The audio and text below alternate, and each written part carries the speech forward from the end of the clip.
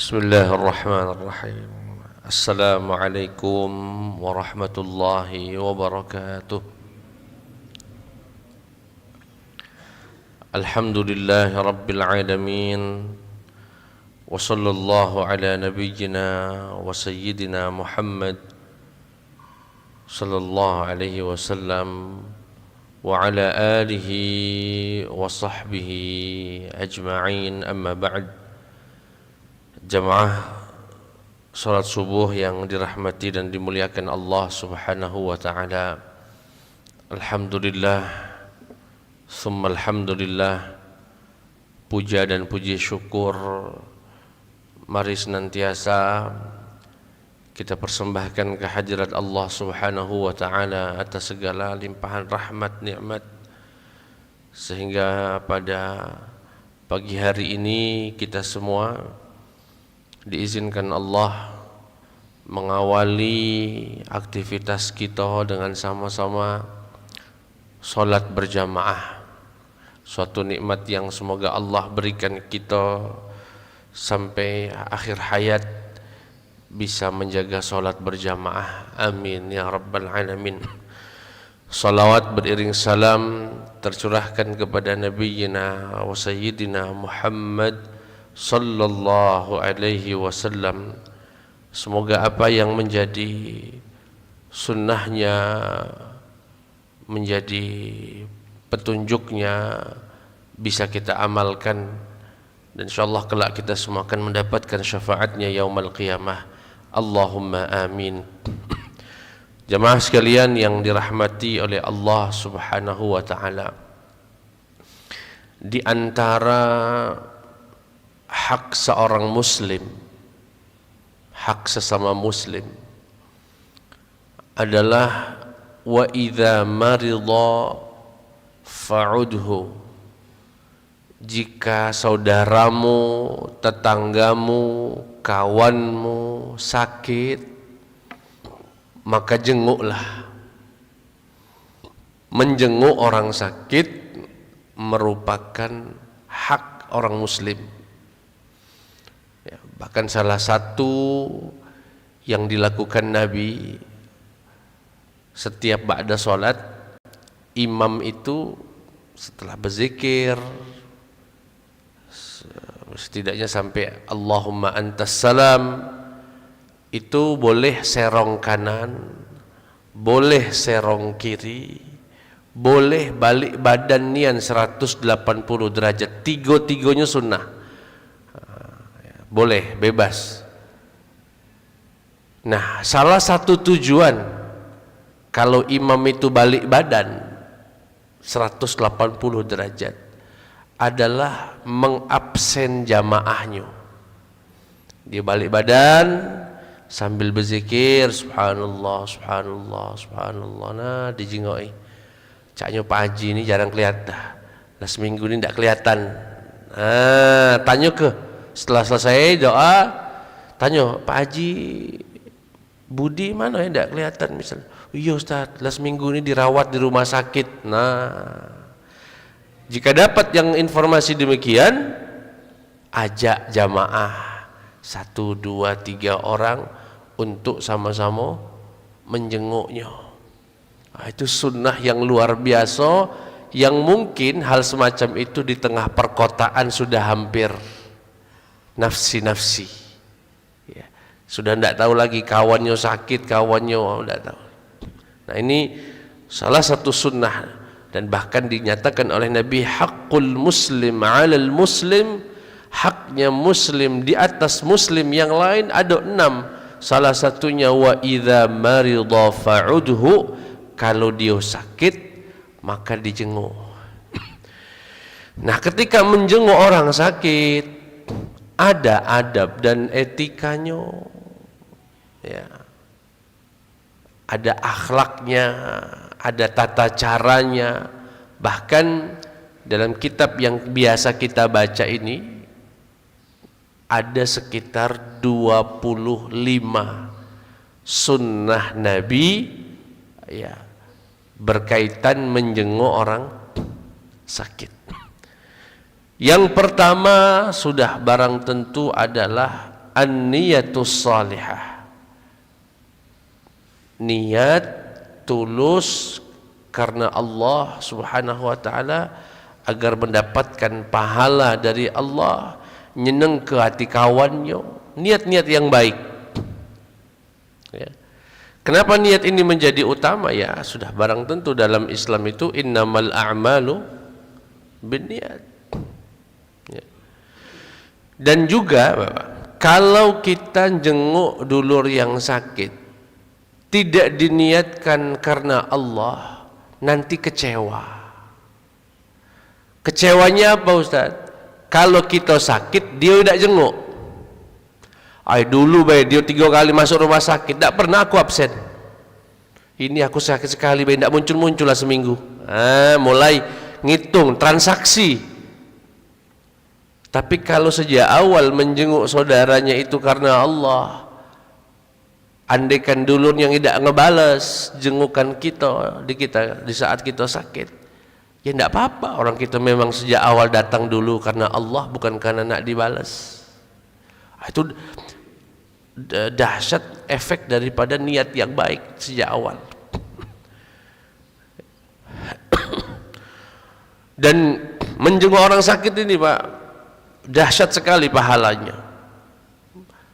Sampai disebutkan dalam hadis qudsi, innallaha azza wa jalla yaqulu yaumal qiyamah, nanti di hari kiamat itu Allah akan berdialog dengan orang yang tidak menjenguk dulurnya yang sakit, padahal dia tahu, padahal dia bisa jenguk, tapi memilih untuk tidak. Misal bapak dapat kabar, Pak, kata istrinya, itu tangguk itu kabarnya masuk rumah sakit. Sudahlah, kaki gua keluar dewek, misalnya sembuh dewek ya, misal. Orang yang begini kelak akan diajak dialog sama Allah. Bagaimana dialognya? Allah berkata, ya bena Adam, wahai anak Adam, maridtu falam ta'udni, dulu aku sakit tapi kamu tidak menjengukku. Itu terjemahan tekstualnya. Allah menyatakan dirinya sakit ya, sudah barang tentu bukan makna hakikatnya. Apa jawaban laki-laki tadi? Qala ya Rabbi kaifa a'uduka wa anta rabbul alamin. Ya Allah, bagaimana aku bisa menjengukmu sedangkan engkau Tuhan semesta alam? Bagaimana aku jenguk sedangkan engkau adalah Tuhan semesta? Ini dalam pikirannya artinya, masa iya Tuhan sakit kan gitu sampai aku harus menjenguknya? Apa jawaban Allah? Ini maksud dari Allah.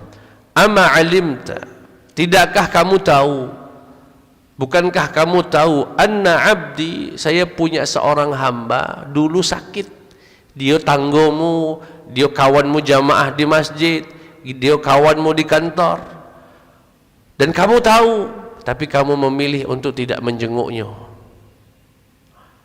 Ama alimta, padahal andaikan annaka law udtahu, andaikan kamu dulu menjenguknya, la wajadtani indah, kamu akan menjumpaiku ada di sana. Itu yang dimaksud. Artinya apa Pak? Ini menunjukkan Allah memposisikan orang sakit itu posisi yang sangat tinggi, sampai seakan-akan kalau kita menjenguk wong sakit, disitulah turun rahmat Allah subhanahu wa ta'ala, disitulah tempat mustajabnya doa. Dahsyat sekali kedudukan orang sakit itu ya, seakan-akan menjenguk Allah subhanahu wa ta'ala. Nah tapi ini semua harus diniatkan karena Allah subhanahu wa ta'ala. Yang kedua, adab yang kedua, alla yata'akhkhara fi adh-dhahabi li'iyadatih, jangan ditunda-tunda. Begitu dapat kabar sakit dan kita ada waktu dan dia memang, dia atau keluarganya bisa dijenguk, segera ya.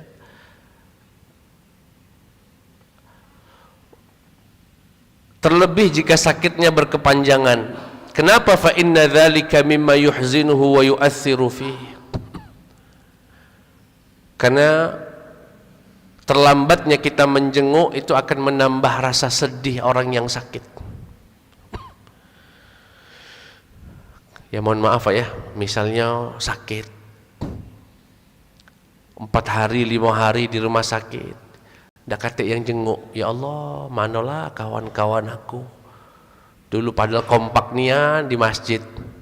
Apalagi kalau sakit dirawat di rumah sakit, kemudian datang hari biasa pengajian, yang habis pengajian biasanya sarapan Jumat pagi misalnya, pasti dia terpikir di rumah sakit, ya Allah dulu kawan-kawanku jamaahku pasti lagi sarapan, lagi melok ngaji, tapi tak kunjung dulurnya dijenguk, tambah sedih ya, membuat dia kepikiran. Artinya upayakan begitu mendengar ada saudaranya sakit, disegerakan. Saya waktu itu Pak punya jamaah rajin sekali ke masjid, rajin sekali. Tahu-tahu dapat kabar stroke, sakit stroke. Kami pun jamaah jenguk beliau setelah sekitar 4-5 hari dari kejadian itu Pak. Sampainya di sana Pak, nangis dia meluk kami macam-macam. Yang keluar dari kalimatnya cuma satu kalimat, Ustadz, aku rindu ke masjid. Baru 5 hari, tapi dengan datangnya kita menjenguk orang tersebut, oh ya Allah, alangkah senangnya aku.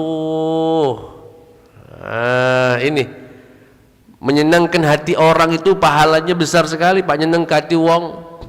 Dalam satu hadis Nabi bersabda, inna min ahabbil a'mali ilallahi idkhalas sururi ala qalbi akhi. Sesungguhnya di antara amalan yang paling dicintai Allah adalah nyenengkan hati wong, menyenangkan hati orang. Yang ketiga, iyadatul maridhi hatta walau kana saghiran. Hendaknya menjenguk orang sakit walaupun yang dijenguk ini masih anak-anak. Ya ini enggak, misalnya yang sakit itu bukan kawan kita, yang sakit anaknya, cucunya. Jangan juga sudahlah budak kecil, enggak tahu juga kita datang misalnya. Tidak, dan bukan itu yang dicontohkan oleh Nabi Muhammad sallallahu alaihi wasallam. Ya. Ketika ada yang sakit, beliau jenguk, dan itu dianggap sebagai tanda rahmat, tanda sayang. Yang berikutnya, jawazu iyadatir rijali lin nisa'i wan nisa'i lirrijal. Dibolehkan laki-laki menjenguk perempuan, perempuan menjenguk laki-laki. Boleh. Cuma pastinya kalau perempuannya yang sakit dan yang mau jenguk adalah lanang, bawa mahramnya, bawa istrinya. Ya misalkan yang sakit kawan di kantor, ya perempuan misalnya, kita mau jenguk, boleh ya, sebagaimana yang dicontohkan oleh Nabi Muhammad sallallahu alaihi wasallam. Disebutkan lamma hajara ilal madinati wa'ika Abu Bakar wa Bilal radhiyallahu an qalat dakhaltu alaihima qultu ya abati kaifa tajiduk wa ya Bilal kaifa tajiduk. Ketika hijrah Abu Bakar dan Bilal itu sakit Pak ya, mengalami sakit, dijenguklah oleh Sayyidah Aisyah. Ketika dijenguk, ya abati, duhai ayahku, mak mano kabarmu, wahai Bilal, apa kabarmu? Kalau Abu Bakar ayah kandungnya dewek, Tapi kalau Bilal bukan siapa-siapanya, ya, bukan mahramnya, sehingga ini salah satu dasar bahwasanya boleh menjenguk lawan jenis sudah, tapi barang tentu harus memperhatikan adab-adabnya. Kalau pasien perempuannya tidak berjilbab, jangan masuk dulu, minta dulurnya, minta suaminya suruh nutup aurat, ya. Yang berikutnya, jawazu iyadatil musyrik, boleh menjenguk orang musyrik, orang kafir, boleh, ya. Seperti yang dilakukan Nabi Muhammad sallallahu alaihi wasallam ketika budaknya yang beragamakan Yahudi sakit. Jadi dulu Nabi ada yang membantu di rumah Nabi itu seorang budak Yahudi, ya. Ketika Nabi dapat kabar kalau dia sakit, dijenguk. Begitu dijenguk, apa kata Nabi sallallahu alaihi wasallam? Aslim, kamu galak tidak masuk Islam, bersyahadat 2 kalimat syahadat, mendakwahinya, ya. Tanda sayang Nabi kepada budak tersebut. Fa aslam, dan alhamdulillah masuk Islam. Yang berikutnya, iyadatul marid hatta walau kana faqidal wa'i, dianjurkan menjenguk orang sakit walaupun dalam keadaan tidak sadarkan diri. Kan ada yang berpikir, nelpon atau dapat kabar dari kawannya, bapak itu sakit, sekarang lagi koma, jenguk yuk. Lah ngapain jenguk dia tidak sadar? Ada pikiran, percuma jenguk orang koma, dia juga nggak tahu kita datang, ya. Padahal jemaah sekalian yang dirahmati Allah, kita datang itu tidak sekedar tujuannya biar tahu kalau kita itu sudah setor muka lah bahasa kita, bukan sekedar itu. Tetapi yang pertama, misalnya dalam rangka meringankan, menyenangkan hati saudaranya yang jaga, keluarganya yang jago. Dan lebih daripada itu yang dicontohkan Nabi Muhammad sallallahu alaihi wasallam. Suatu hari Nabi pernah menjenguk sahabat Jabir bin Abdullah. Nabi berangkat dengan Abu Bakar. Ceritalah sahabat Jabir ini setelah sembuh. Kata beliau, wajadani ughmiya alia. Waktu itu Nabi pernah jenguk saya, tapi saya lagi pingsan. Fatawadda. Kemudian Nabi berwudu. Thumma sabba wudu'ahu alayya. Kemudian sisa wudunya disiramkan ke tubuh saya yang sedang sakit. Bekas wudu Nabi tadi. Jadi sahabat Jabir cerita, saya itu pernah sakit dan Nabi bersama Abu Bakar nyenguk saya. Saat nyenguk saya tidak tahu orang saya pingsan. Kabarnya dari dulur keluarga, beliau berwudu dan bekas air wudu itu diusapkan, ya, kepada sahabat Jabir bin Abdullah. Tabarrukan bahasa kita, ngembek berkahnya. Ya. Nah, ini dalil bahwasanya boleh ngembek berkah seperti itu, Pak. Bukan satu kesyirikan. Ya. Baik. Yang berikutnya,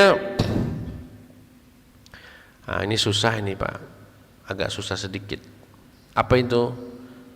Menjenguk orang sakit dianjurkan jalan kaki.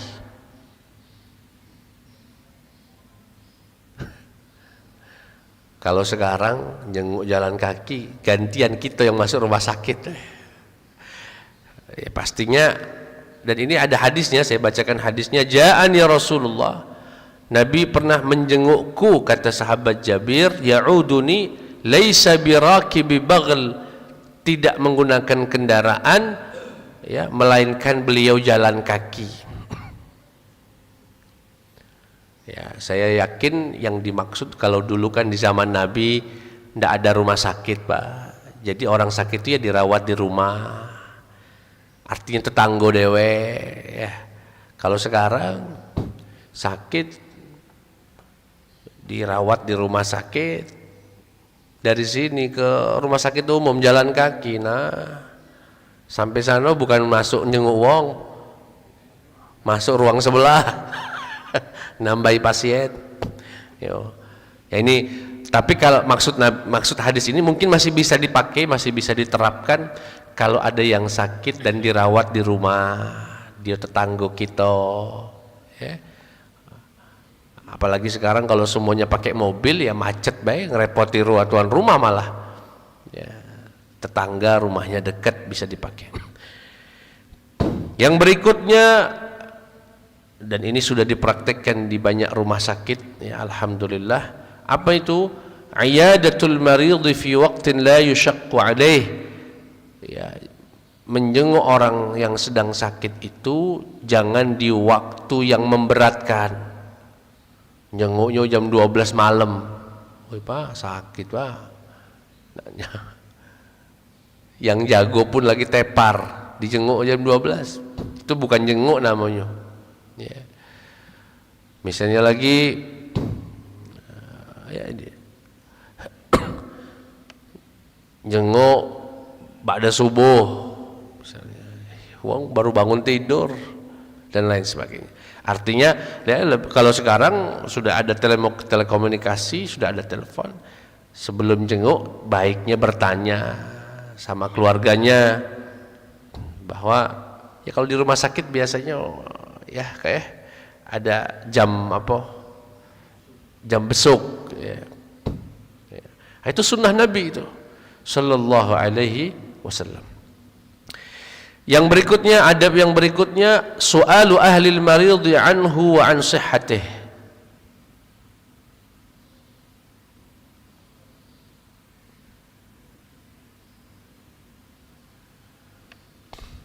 Nah, di antara sunnahnya adalah menanyakan keluarganya tentang keadaan saudaranya yang sakit. Walaupun kita sudah jenguk, misalnya sudah jenguk nih hari Jumat, besok hari Sabtu atau Minggu ketemu anaknya, ketemu istrinya, ketemu suaminya. Mama no kabar anak kita? Lah sehatan? Belum Pak, masih dirawat. Oh, itu bertanya demikian, itu sunnahnya Nabi Muhammad sallallahu alaihi wasallam. Yang berikutnya, al-qu'udu 'inda ra'sil marid, disunnahkan bagi yang menjenguk agar duduk di bagian kepala.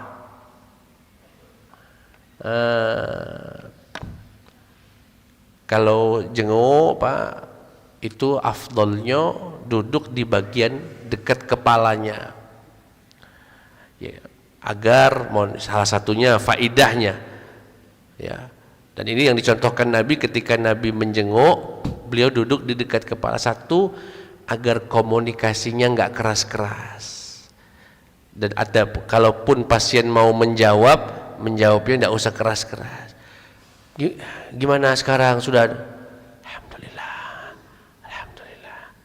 Nah, kalau duduknya di sana, alhamdulillah Pak, sehat berarti. Ya, untuk meringankan. Ya, seringkali mohon maaf orang yang jenguk duduk di ujung sana, pasiennya di sini. Nah, ini sunnahnya. Terutama kalau yang dijenguk anak kecil atau lebih muda dari kita, agar kita bisa ngusap kepalanya, ya, membisikkan. Kemudian adab yang berikutnya, ya, tabsyirul maridhi bi thawabil marad, memberikan kabar gembira kepada yang sakit tentang besarnya pahala sabar, besarnya ganjaran dari orang yang nerima diuji Allah dengan sakit. Suatu hari Nabi ketemu dengan seorang sahabat perempuan namanya Ummu Sa'ib. Ketika ketemu lagi begini posisinya, Kata Nabi Muhammad, ma araki tarta'iddin wa tuzafzifin ya Umma Sa'ib. Kenapa ya Ummu Sa'ib? Kulihat kamu gemetaran. Kata Ummu Sa'ib, humma ya Rasulullah la barakallahu fiha. Demam ya Rasulullah, semoga Allah enggak nambah lagi sakit ini. Apa jawaban Nabi? La tasubbi, jangan marah-marah. Jangan kamu caci maki sakit. Fa innaha tudhibu khataya bani Adam kama yudhibul kiru khabathal hadid. Sesungguhnya sakit itu ya Ummu Sa'ib bisa menggugurkan dosa-dosamu sebagaimana pandai besi menghilangkan karat dari besi. Nah, artinya yang jenguk itu beritahukan kepada dia, misalnya, Pak Haji, yang ikhlas Pak Haji ya, insyaallah Pak Haji, ini semua menggugurkan dosa kita. Disinilah rahmat Allah turun. Nah, tetap husnudzon sama Allah dan sebagainya, kalimat-kalimat yang memberikan kabar gembira untuknya. Yang berikutnya, nahyul marid 'anit tasakhut wa sabbil marad, ya. Atau wad'ul yadi 'alal marid, disunnahkan juga agar yang menjenguk meletakkan tangannya di bagian jasad daripada yang sedang sakit. Itu sunnah Nabi, Pak, dan itu luar biasa energi, Pak. Misalnya maksudnya begini, Pak, misal Bapak ini ada orang sedang berbaring, kita dekat dengan dia, pegang tangannya, Pak. Nah, sambil dipegang diremet begini misalnya, yang sabar, yang ikhlas. Remetan dari orang yang sayang itu, Pak, itu ada energi positifnya, terasa tentram hati yang di tengah, ya. Ada yang sambil mijit kakinya pelan-pelan, diremet kakinya. Pak Haji, yang ikhlas Pak Haji, insya Allah sehat. Kayak minggu depan ketemu lagi, kita pacak majlis lagi, sambil diremet. Itu remetan tangan itu, Pak, ya. Ya. Itu punya dampak yang luar biasa, menunjukkan kedekatan emosional yang luar biasa. Jangan duduk, Pak Haji gimana, semoga sehat ya, jauh dari duduk. Nah, itu tidak maksimal, ya. Tetapi kalau, dan ini yang dicontohkan Nabi Muhammad sallallahu alaihi wasallam, disebutkan faqala lahu an-nabi thumma wada'a yadahu ala jabhatihi. Nabi pernah meletakkan tangannya di kening orang yang sakit, kemudian mengusap ke wajahnya sampai ke tubuhnya sembari berdoa, Allahumma shfi Sa'dan wa atmim lahu hijratah, ya, dan semoga engkau sempurnakan hijrahnya. Saat itu sakit sebelum menyelesaikan hijrah. Nah, dipegang kepalanya, diusapkan perutnya, semoga sehat, semoga, dan lain sebagainya. Nah, itu adab dalam menjenguk orang sakit. Yang berikutnya, tapi ini mungkin agak disunnahkan, yang jenguk itu berwudu, kemudian bekas wudunya diusapkan. Seizin dokter tapi, Pak, jangan sembarangan, kakek wong tidak boleh nyentuh banyu. Tapi ya mungkin orang tuanya, kalau yang jenguk ibunya, mama wudu, tolong usapkan, kepala sakit nian, kepala aku sakit nian, misalnya sakit nian kepala, mama wudu, aku minta banyunya. Begitu maknya wudu, bekas wudunya tadi diusap. Ini jalur tabarruk namanya, jalur ngembek berkahnya, ya. Atau suaminya yang saleh, gurunya yang saleh, ya. Nah, itu sebagaimana yang tadi dicontohkan Nabi, ya. Maridtu maradan fa'atani Nabi ya'uduni, suatu hari aku sakit berat, datang Nabi Muhammad bersama Abu Bakar, kemudian beliau Rasulullah berwudu dan menuangkan wudu itu kepadaku, ya. Nah, Ini juga dianjurkan. Yang berikutnya adalah mendoakan, meruqyah. Ya, doakan. Idza jaa ar-rajulu ya'udu maridan, jika seseorang menjenguk orang yang sakit, falyaqul, maka berdoalah, Allahumma shfi 'abdaka fulan, ya Allah sembuhkanlah hambamu ini ya Allah, yanka laka aduwan, yang kalau dia sehat kagak pacak mengalahkan musuh, au yamshi ila laka ila salah, atau nanti kalau dia sehat pacak berangkat ke masjid lagi untuk sholat. Nah, doakan. Doanya bebas ya Pak, boleh pakai doa yang Bapak hafal. Yang paling singkat ya tahur insyaallah, itu paling singkat Pak. Tahurun insyaallah. Apa makna tahur? Semoga sakitmu mensucikanmu. Semoga sakitmu bisa mensucikanmu dari doa. Ya. Atau cara-cara yang lain banyak. Di antara yang dianjurkan, Pak, mungkin terutama kalau sakit-sakit yang sifatnya gatal, luka, itu boleh pakai media tanah. Ya, pakai media tanah. Bapak basahkan jari telunjuk, basahkan dengan ludah, usapkan di tanah, ya, tempelkan di tanah, kemudian campur ludah dengan tanah tadi, diusapkan di bagian yang sakit. Ya. Tanah yang ini Pak ya, bukan tanah sampah, tanah bumi. Dan itu secara medis, makanya dalam najis anjing salah satunya pakai tanah, dan terbukti ya secara ilmiah bahwa tanah itu punya zat yang bisa mematikan bakteri, tidak bisa dibunuh dengan sabun. Pada anjing itu ya, pada ludahnya ada bakteri yang luar biasa bahaya, yang jika itu ditangani dengan sabun tidak sedahsyat dengan tanah. Saya pernah baca satu buku karya Profesor Ali Jum'ah tentang mengapa jenazah dalam Islam itu dimakamkan di bawah tanah. Kata beliau, minimal ada 2 faidahnya. Yang pertama, menjaga kehormatan jenazah. Ya mohon maaf, kalau dibakar Pak, sebagai mana di agama lain kan ada yang dibakar. Itu ketika dibakar ngaben, kalau bahasa wong Balinya itu, wong Hindunya, meledak isi perut itu Pak, darahnya ngacir. Perutnya kan dipecah dulu kalau di ngaben itu dikremasi. Ya.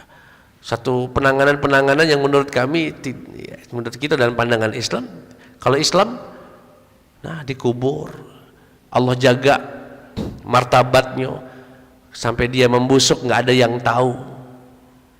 Itu satu. Yang kedua, bahwasanya jenazah itu ketika membusuk itu akan mengeluarkan bakteri yang sangat bahaya dan menular. Dan menariknya, bakteri itu hanya bisa ditangkal oleh tanah. Bakteri yang tersebar dari tubuh kita yang membusuk ini itu tidak bisa menyebar ya jika ditutup dengan tanah. Profesor Ali Jum'ah ini menulis dengan judul buku Menjaga Lingkungan dalam Perspektif Islam, Hifdzul Bi'ah fi Manzuril Islami. Nah, itu bentuk Islam juga menjaga lingkungan. Bayangkan kalau jenazah itu bergelimpangan ya, dan sebagainya. Nah, caranya Bapak ambil tanah, campur dengan ludah tadi, usapkan di bagian yang sakit, baca doa bismillahi turbatu ardina biriqati ba'dina yushfa saqimuna biizni rabbina. Dengan menyebut nama Allah, menggunakan media tanah bumi kita bercampur dengan ludah kita, disembuhkan orang yang sakit di antara kita dengan izin Tuhan kita. Itu maknanya. Ya. Itu ampuh sekali. Saya punya pengalaman, punya anak ponaan kami, cucung berarti, sakit gatel waktu itu Pak, gatel-gatel yang ya sangat ini mengganggu, sering nangis di malam hari. Pergi pakai salep dan sebagainya dari dokter, sudah seminggu belum juga kering, ya masih gatel. Datang ke kami, ya, kata kami, Bismillah, coba Bismillah, saya ambil ludah, ambil tanah, Bismillahi turbatu ardina biriqati ba'dina yashfa saqimuna biizni rabbina. Itu pagi saya lakukan Pak, siang jam-jam 2 sudah kering.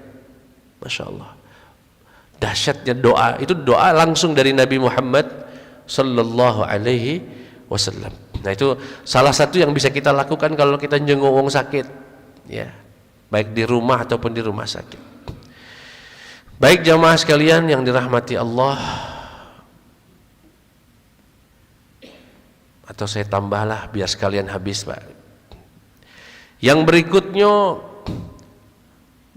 bisikkan kepada yang sakit, atau kalau kita yang sakit, nauzubillah, jangan sampai berharap mati. Nggak boleh. Itu bentuk keputusasaan. Jadi, nauzubillah Pak, ya di sini ada misalnya orang sakit sudah biasanya sakit yang bertahun-tahun atau yang berlarut-larut. Ya Allah, mati baik ya Allah, tidak sanggup lagi aku ya Allah. Nauzubillah min dzalik. Enggak boleh. Ya, wala tatamannaul maut, jangan kamu berharap mati. Tetapi indahnya syariat Islam, Nabi ngasih jalan keluar, Pak. Kalau memang sudah enggak kuat lagi, rasanya sudah sakit nian, ngerepotin anak, sakitnya juga enggak ketahan, bertahun-tahun. Kata Nabi, kalaupun harus berdoa, doanya begini kata Nabi, jangan minta mati tapi doanya begini, Allahumma in kanatil hayatu khairan li fa ahyini, atau maknanya, ya Allah, jika sehatku, hidupku masih ada manfaatnya, masih ada pahalanya, mohon sembuhkan aku.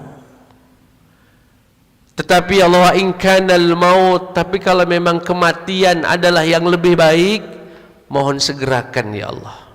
Nah, itu dibolehkan dalam Islam. Ya, karena kalau nggak dibolehkan sama sekali, nyesek juga dadaunya itu, pasti sakit ya Allah. Ya, dan ini yang diajarkan oleh Nabi Muhammad sallallahu alaihi wasallam. Yang berikutnya, ingatkan wasiat. Walaupun ya jangan, ya, misalkan apalagi sudah sakitnya, sakit kelihatannya udah agak parah nih Pak, bisikan ke keluarganya atau ke istrinya atau ke dia, ke ustadznya, Pak Haji ada yang nak diwasiatkan dah. Kalau nak ada yang diwasiatkan, terutama tentang harta Pak, karena kalau Bapak tidak mewasiatkan, kita tidak mewasiatkan, harta yang kita kumpul bertahun-tahun, kaget kalau Bapak ninggal, silahkan kamu bagi waris, silahkan. Tapi Bapak minta nak, tanah Bapak yang di sana misalnya, tolong nanti kamu jual, kalau laku titipkan di masjid itu atau titipkan di panti asuhan sebagai bekal kita Pak, ya. Dan tidak boleh lebih dari sepertiga, nggak boleh juga diwakafkan galau misalnya, laju anak terlantar. Ya, tetapi jangan juga, bukan jangan ya, lebih bagusnya ada yang diwasiatkan. Ada yang diwasiatkan. Ya. Ya.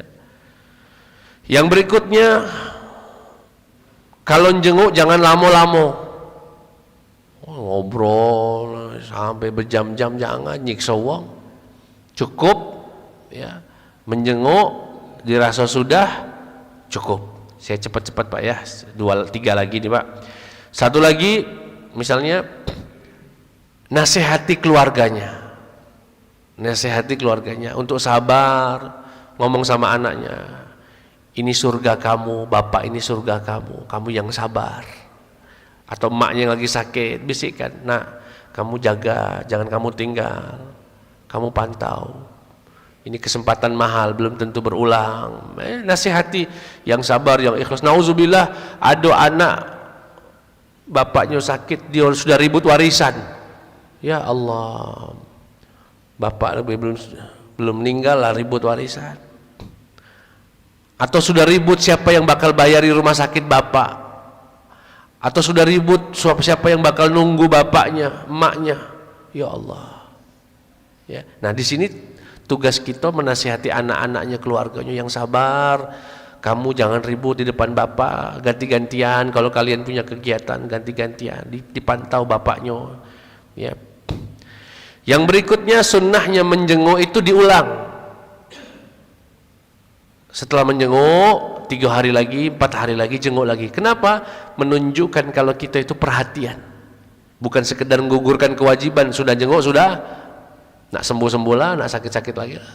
Kalau bisa diulang. Kalau tidak bisa diulang, minimal pesankan pesan atau salam, menanyakan keadaannya. Yang terakhir, jamaah sekalian, nah ini yang paling penting sebelum wafat, sebelum di antara yang sunnah, dan ini disebutkan, diwasiatkan Nabi Muhammad 3 hari sebelum beliau wafat, Pak. Nabi menyampaikan wasiat ini 3 hari sebelum beliau meninggal. Beliau berkata, la yamutanna ahadukum illa wa huwa yuhsinu dhanna billah. Janganlah kalian meninggal dunia kecuali dalam keadaan berprasangka baik dengan Allah. Mohon maaf, Pak, kalau badan sudah bujur kaku di atas kasur, badan sudah nggak bisa gerak, cuma bisa dengar, saat itu jangan Bapak bayangin dosa-dosa kita. Mohon maaf, nanti kalau kita mengalami ini, Pak, sudah berbaring begini, udah impus. Jangan Bapak ingetin dosa Bapak, udah nggak ada manfaatnya. Maksudnya, aduh ya Allah, gimana ini, dulu aku tidak sholat, dulu aku pernah riba, dulu aku pernah zolim, dulu aku. Jangan. Nanti apa timbulnya? Kalau yang diingat dosa di menit-menit terakhir kehidupan kita, nanti timbulnya benci berjumpa Allah. Benci berjumpa Allah. Sedangkan Rasulullah bersabda, barang siapa yang benci berjumpa denganku, aku benci berjumpa dengannya. Nah, lalu apa yang dibayangkan Ustaz? Ya Pak, kalau Bapak, mohon maaf, misalnya nanti kita sakit, Pak, ya, sakit yang parah, mohon Bapak ingat ucapan saya ini, Pak, dan ini ucapan dari Nabi sebetulnya. Berprasangka baiklah dengan Allah. Jadi kalau kita lagi sakit, istri mungkin lagi, atau mungkin kita sudah di ruangan sendirian, yang dibayangkan itu, ya Allah, Engkau Maha Pengasih, Engkau Maha Sayang, pasti Engkau maafkan aku, pasti berprasangka baik, insya Allah Engkau akan jaga anak cucu yang kutinggalkan, ya Allah, walaupun ibadahku belum maksimal, pasti Engkau akan. Itu pesan Nabi, jangan sampai ya kita meninggal kecuali dalam keadaan berprasangka baik. Apa manfaatnya Ustaz? Kalau kita mampu berprasangka baik, di akhir-akhir kehidupan kita timbulnya senang berjumpa Allah. Kalau sudah senang, seperti sesuai sabda Nabi, man ahabba liqa Allah ahabba liqa'ah. Barang siapa yang senang berjumpa dengan Allah, Allah pun senang berjumpa dengannya. Nah, pertanyaannya, bagaimana cara menimbulkan rasa senang berjumpa Allah? Dengan husnudzan, berprasangka baik.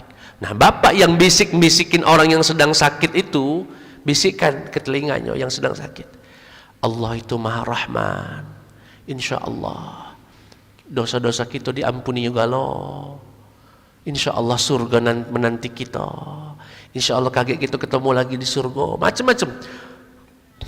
Ingatkan agar dia senang dengan Allah Subhanahu. Jangan uang lagi sakit begitu, kamu ingat nggak dulu pernah maling bareng? No. Ingat nggak dulu kita pernah jajan? Aku baru tahu istilah jajan ini, Pak. Nauzubillah, bezina maksudnya itu, Pak. Ingat nggak dulu kita pernah ke Jakarta jajan ini? Oh Pak, wong lah sakaratul maut masih diingatkan dosanya. Yang timbul apa di hatinya? Takut berjumpa Allah, nggak senang berjumpa Allah. Nah, itu orang kurang beradab itu Pak. Dia tidak beradab, jenguk wong sakit ngingatkan dosa. Saya kira itu yang bisa saya sampaikan jamaah sekalian. Semoga ada manfaatnya. Tidak ada yang ditanya Pak ya? Pak Haji? Ya, alhamdulillah. Semoga yang hadir di sini sehat semua. Lahir batin, keluarganya sehat semua. Yang sedang sakit Allah sembuhkan.